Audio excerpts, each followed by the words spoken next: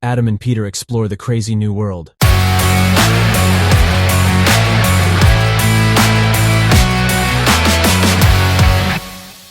Peter, will AI kill us? Everyone's talking about the great new AI world, but rarely people talk about the risks of AI. This is today's topic. What do you think? Today's topic, risk about AI. We are Germans and we need to talk about risk, right? No. Europeans. Risk before chance. Honestly, you may refer also to kind of this memorandum where lots of scientists and also creators of that stuff said, hey, it's risky, we need to do something about it, and hardly anyone of those were German. So it's not only the Germans who are risky. Thinking.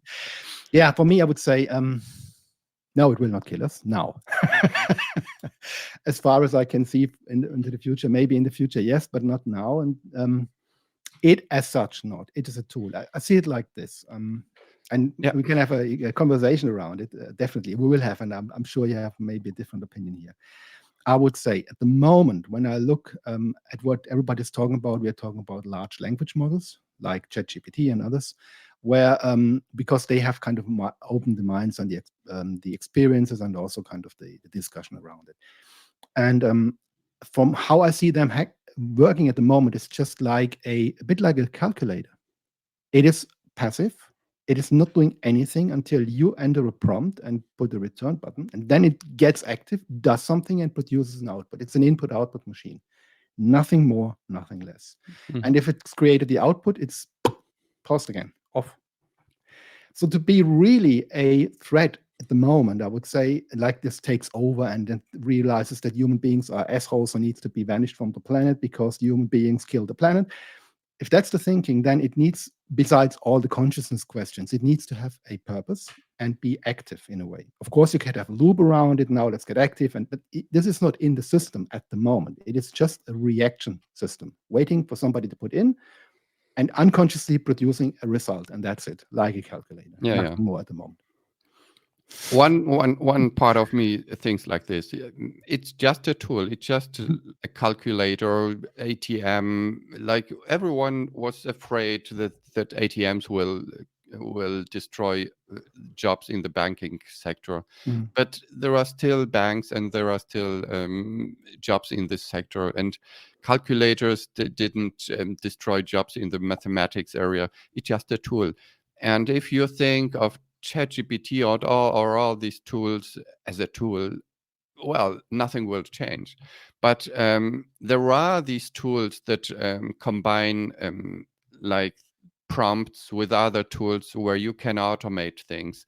And Agent GPT or something like this, God GPT, you can tell this tool to, well, think about one topic to send a tweet every 20 seconds and around this topic, to be very controversial, to be really to go into very controversial discussions with people, to get more followers, and to respond and to create new topics every 20 seconds. So it is possible to misuse it if you create an agent, and this is now possible to use and misuse these bots in a more agent style, where you combine tools and you combine them via APIs with other tools, and then you send information out. Absolutely. The thing that you mentioned is it's the human being who uses the tools in a certain way, and you can use them either, and that's one of the risks that I see. You can use them as a multiplier. It makes the entry level for criminalism much lower, because with little knowledge you can create now hacker systems, or you can create false information in a level which has never been there before, just because the tool can do so much. Now, the other one, they program a human being may program such a God GPT or whatever they call it, and they program a purpose. The risk would be for me only if the system itself generates a kind of a purpose based on an observation to kill the human beings. Purpose must be, let's kill the human beings because the artificial intelligence, observed they're bad for the planet. This step, that's kind of fantasy for me still. The other one, you're right, it could be like this. And if you have a James Bondish bad guy character who goes like, I program it that way, that human beings be killed, and still have kind of the execution part. It's just a sensor response machine. It's not an actor. You cannot immediately go to nuclear power plants and launch missiles and stuff. That's what the thing needed to do then in the end. Or yeah, it cannot move. It has no physical environment. It has no arms or legs to kill you or use a weapon. That's what would be needed in addition. But apart from that, the thing is the purpose, which I mean, it is not generated in itself. It could be in the future, but not now. But imagine the story that we told last week about the AI girlfriend. The sensei is already a virtual avatar or something that is tangible, that can be touched. You can talk to it. Give it some arms, give it some legs, like the Boston Dynamics robots. Give it a weapon and teach it to think that every person in a blue shirt is dangerous. So yeah, Peter, then you are in danger. And if you create a robot or someone who has like a built-in chatbot, and this is a matter of like 6 months, if you ask me. There will be no chatbots like this in a year, I guess. There will be more like Alexa-like beings that you can communicate with via voice, that you can even see human emotions in their faces, kind of. So this will be the future. And if there is no difference anymore between a discussion that I'm having with you right now and the AI Peter, that will not be that angry or whatever at some point, but rather the way how I want it to be. This is where the danger begins, because if this tool becomes like the bestseller tool, and I tell it, well, every single person who has a blue shirt is dangerous. This is like putting some bias, some misinformation into the mass of human beings, and this is where the danger actually begins. Yeah, absolutely. This is when you combine that with some physical things like your robots you mentioned, with a purpose. There's again the human being who programs it in a way to say, you do this, or at least creates kind of a prompt in a way, find an own purpose, if that's possible, and follow that purpose. And if we do this and we give it completely out of control, then it could be a risk. But we are talking about now. That's the thing is, do these systems create danger for us now? The military space will definitely try to find and explore stuff on the good intention to save human lives. So don't kill soldiers anymore. You kill machines. Machines kill machines. And then we are in the world of Terminator. In the whole, look just in the movies that have been created in Hollywood, or even years ago, there was this Westworld, I believe, where they had this kind of fun park in a Western country where female robots serving male desires, and they were also taking over. It's always the same old story. The things we create will kill us in the end. It could be, but I don't see this now. And the way to make autonomous robots work like us on a low energy consumption, that it can move everywhere with having not this kind of cables of electricity put to it. Wow, that's something future world again. I don't think this is happening now, but there is a risk around it. I was curious what when people who are really skeptical about the future of AI, what they are really talking about. So I listened to some podcasts with some extremely valuable human beings who really have some opinion on it. And so I listened to a podcast with Satya Nadella when he talked about the risk of AI. And there are, when they asked him, there are 4 major risks when it comes to an AI.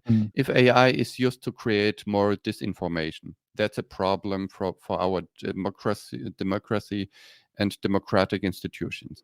Second, if AI is used to develop cyber or bioterrorism attacks, that's a risk. Third, if there are real world harms around bias, that's a risk.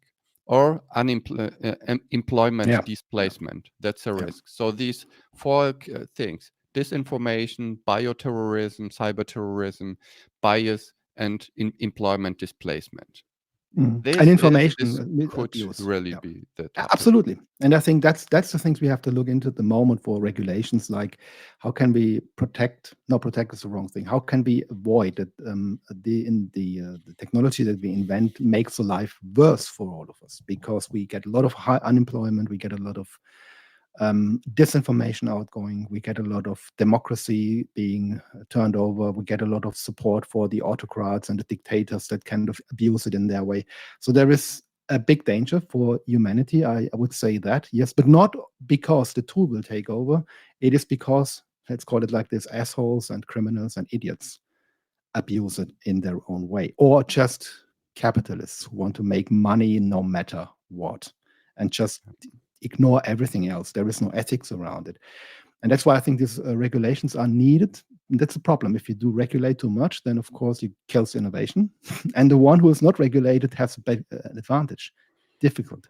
So if the Western world would come up to a way to control stuff like this, and then you go for a terrorist state and they don't. The technology is so simple. It's not like having nuclear power plants or nuclear weapons. It's available. And you can't control it there. So this is definitely a risk.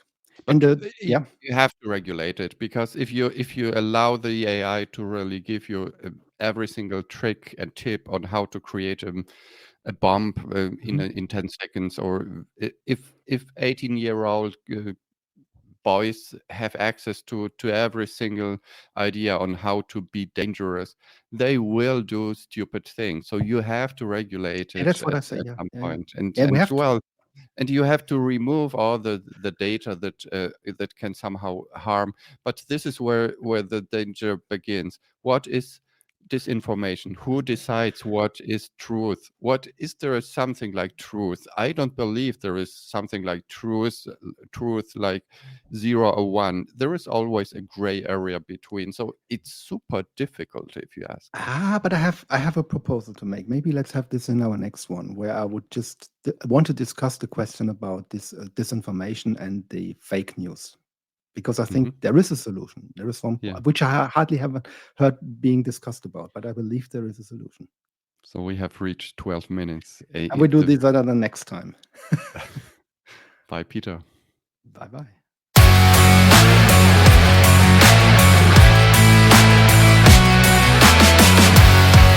Stay tuned. There is more crazy stuff coming soon.